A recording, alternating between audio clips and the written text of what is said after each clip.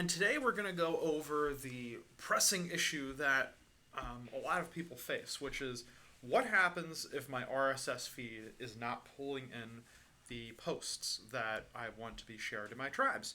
And so there are a couple of quick troubleshooting methods that you can take to make sure that you're sharing posts onto your tribal stream as soon as possible.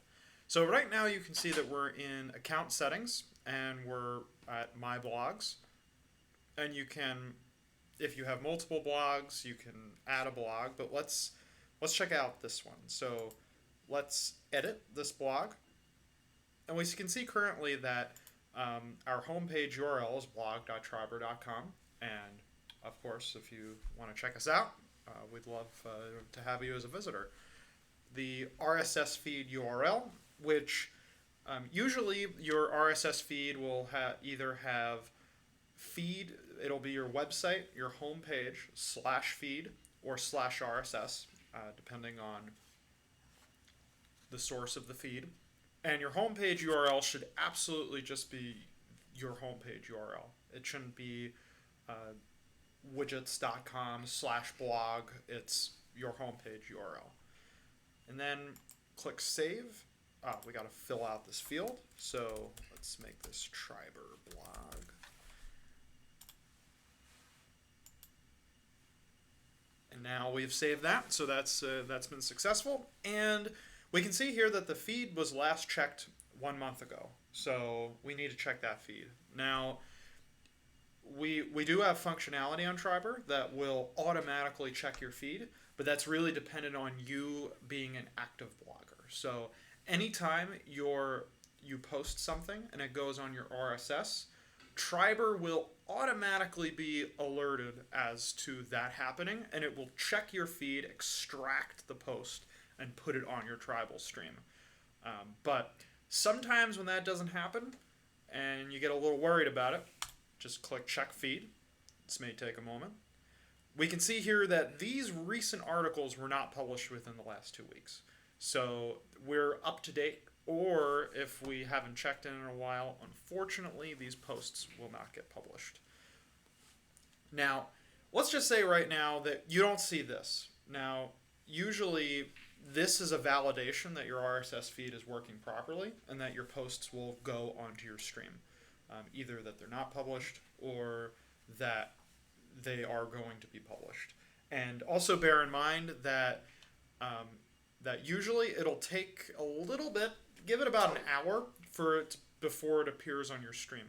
That I cannot stress that enough, as do not worry. It is definitely extracting properly. So what I recommend to make sure that your RSS feed is actually working properly, go to feedvalidator.org. So let's check out our feed. We see that it's been properly vetted for here, but let's just put this in.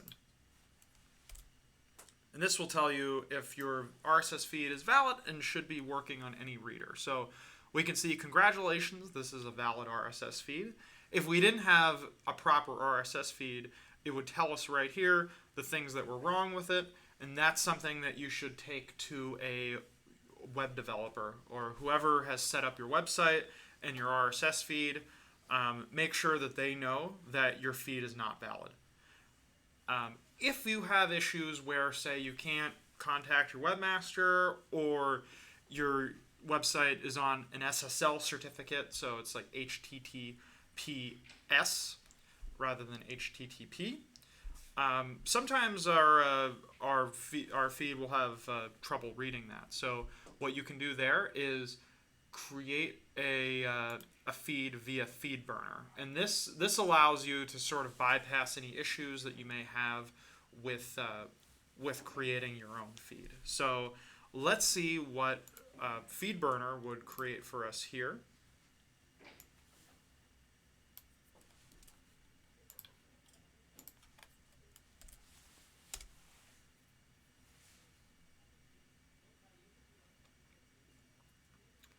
And we can see, let us burn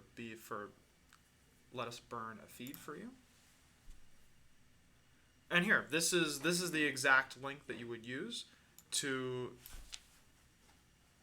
start your feed. This is step 1 and step 2. This will you can get certain traffic statistics if you want, and it's great if you want to be able to do that and you're not necessarily using analytics. So we've updated our feed with that, and let's go to edit feed details, and this is our current feed address here, and so we can just put this, we would just put this URL right here instead of our current feed URL.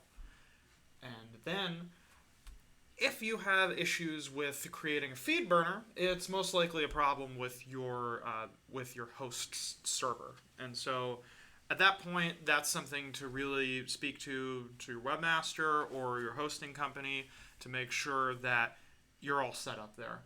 And of course, we are always available to answer support questions at support@triberr.com.